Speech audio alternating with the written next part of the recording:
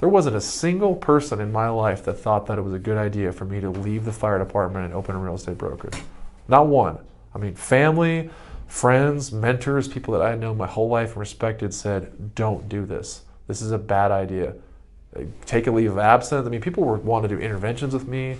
They thought I freaking lost my mind. Do not do this. This is a bad idea.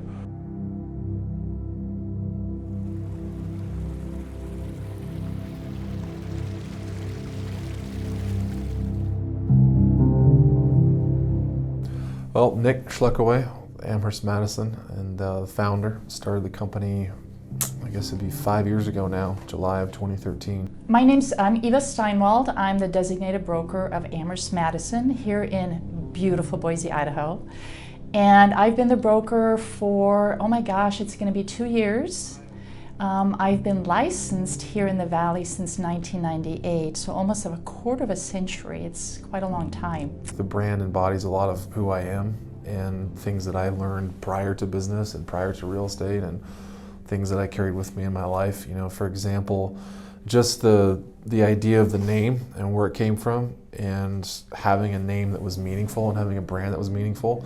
You know, we wanted it to tell an impactful story, and we wanted it to be something that obviously checked a lot of other boxes, that was quality, that was representative of who we were, that was visually appealing, that we could pick up and take with us wherever we went.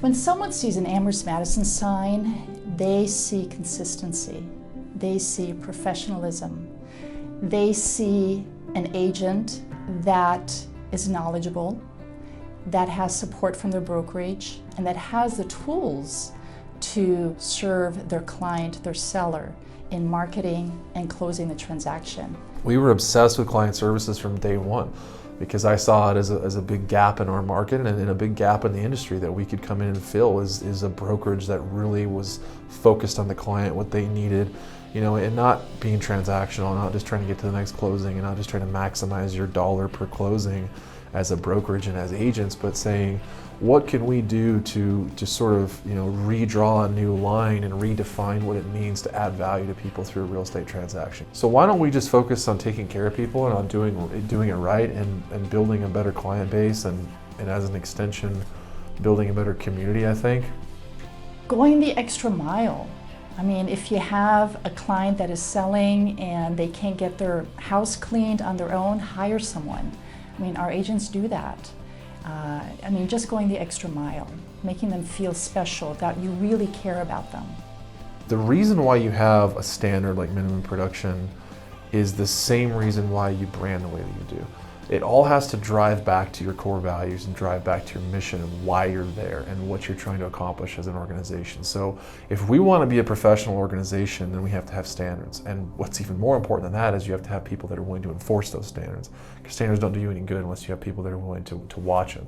So you're looking for people that match up to that. Is it easy? No, it's hard. And I've made a lot of mistakes. I've brought people on that hey, it just didn't work out for a variety of reasons. So you're looking for people that can fulfill these standards and fulfill the mission of the organization. It's not just a company with a whole bunch of agents. It's a company where each agent is knowledgeable. They're not part-time agents. They consider real estate as their profession, and that's important to us because it sets us apart from lots of other brokerages.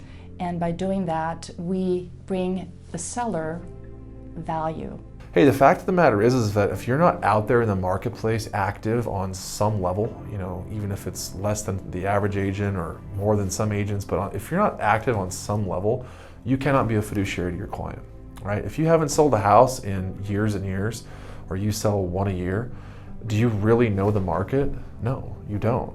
That's something people don't really talk about with real estate sales is the best way to know the market is to participate in the market. And if you're not participating in the market and you're not doing trades, or in this case sales, you know, it'd be like a stockbroker that never does any trades. How well do you really know the market? I mean, you can read charts and graphs until you're blue in the face, but the market is us, the market is people. People set the market. The person has to have a lot of energy, and I always ask them, what is the most difficult thing you've ever been through in your life?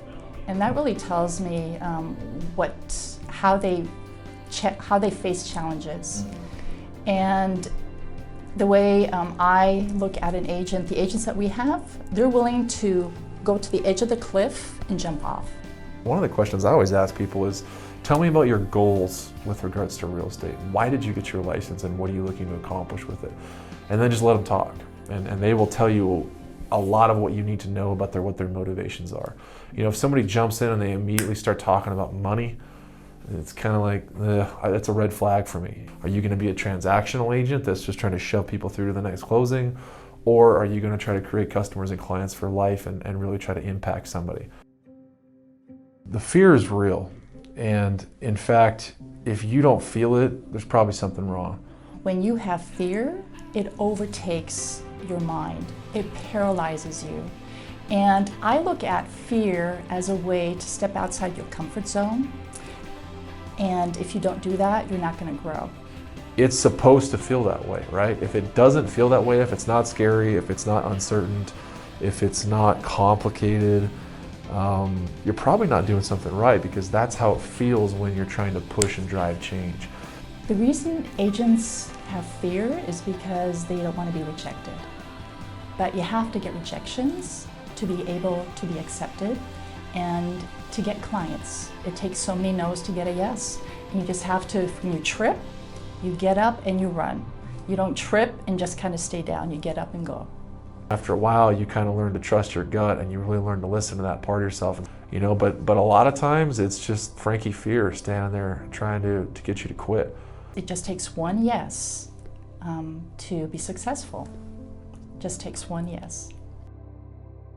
The Inc. 5000 was special because it made us realize we make a difference. I knew about Inc. magazine, you know, and I think I was just talking to my assistant at the time, and well, we should look into that. You know, how much does it take, just out of curiosity? What kind of percentage growth do you have to get in something like that? And we started checking it out, and lo and behold, we actually were well qualified, and we're 715 on the list out of 5,000, and I'm anticipating we're going to be on it next year in the top 500. The future of Amherst Madison really is being part of the community. We want our Treasure Valley, when they think of real estate, they will think of us, because we are part of the community. We're not just here selling homes, but we'll be integrated into the community, and that's important to us, and that's where the future is going to be. So we are a little bit on the wild side when it gets to giving back to the community. We have a Make-A-Wish Foundation where we do the polar bear plunge, and that's once a year. And it's kind of an initiation for new agents. They have to plunge into Lucky Peak January 1st, and we raise lots of money for the Make-A-Wish Foundation. And then of course our Giving Circle, which is our first year. We also are involved in Alzheimer's organization where we do the walks. And then every agent has their own little charity that they are involved in, and we support them as much as we can, because it's just giving back and being part of the community, and I think that's what's going to make us different and stand out from other brokerages. You know, the new building shows that there's amazing growth, and the growth only comes from what we do. And it's not about having 300 agents. It's really making a difference, and by doing that we get rewarded by being able to have a bigger building, and that building is going to be right there in Benjamin, and people will see it. I'm really looking forward to that. I wanted to be part of a family, of a group that cares for each other, and that's what we provide, and that's what drew me to Amherst Madison, and I think that's what keeps agents here, because we're more of a family. We're not just a number, but we all care for each other.